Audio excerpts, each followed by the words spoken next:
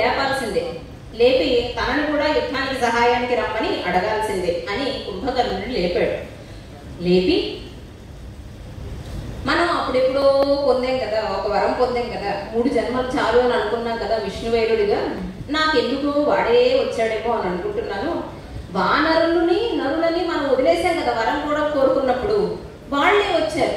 మనకి సమయం దగ్గర పడింది అనిపిస్తుంది, ఎందుకైనా మంచిది నువ్వు కూడా సహాయానికి వస్తే బాగుంటుంది అని కుంభకర్ణుడిని లేపాడు. కుంభకర్ణుడు లేచాడు, యుద్ధానికి వస్తున్నాడు.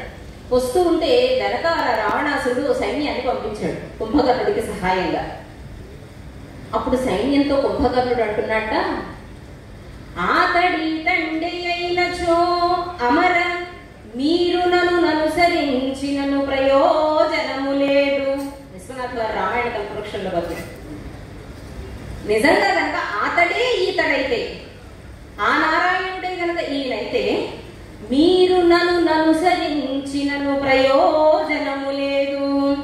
నా వెంట మీరు ఎంతమంది వచ్చినా ప్రయోజనం లేదు, ప్రాణాలు పోగొట్టుకోవడం తప్పితే, మీరు కూడా నష్టపోతారు తప్పితే, పోయేదేదో నేను ఒక్కడే పోతాను, కాబట్టి మీరు రావద్దు.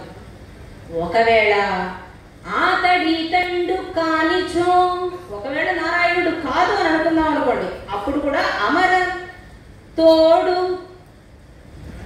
తోడు రాగ చేకొనగా నాకు అవసరము లేదు. అప్పుడు కూడా మీరు నా వెనకాల రావక్కర్లా. నారాయణుడు కాకపోతే నేనే చూసేస్తా, వాడి పని నేనే అంత చూసేస్తా, అప్పుడు మీ అవసరం నాకు లేదు.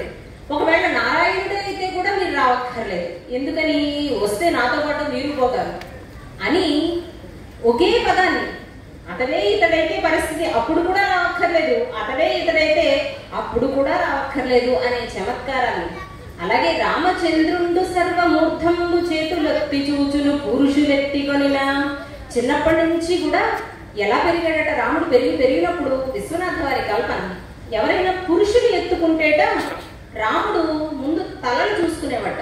ఈ తలనైనా నేను తెగొట్టేయాల్సింది, ఆయన దశకంఠుడు కదా, 10 తలలు కాడు కదా, కాబట్టి మగవాళ్ళు ఎవరైనా రాముడిని బాలరాముడిని ఎత్తుకుంటేట సర్వమూర్ధంబు చేతులెత్తి చూచు, అన్ని తలల్ని చేతులెత్తి చూస్తూ ఉంటాడట.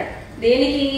రావణాసురుడేమో మళ్ళీ ఎప్పటిదాకో ఎందుకు, ఇప్పుడే వేసేస్తే పోలా. అలాగే మరి అదే సమయంలో లక్ష్మణుడు ముక్కులు చెవుల్ తడిని చూచు ఎవరే నంగనలు తన్ను నెత్తికొనినా.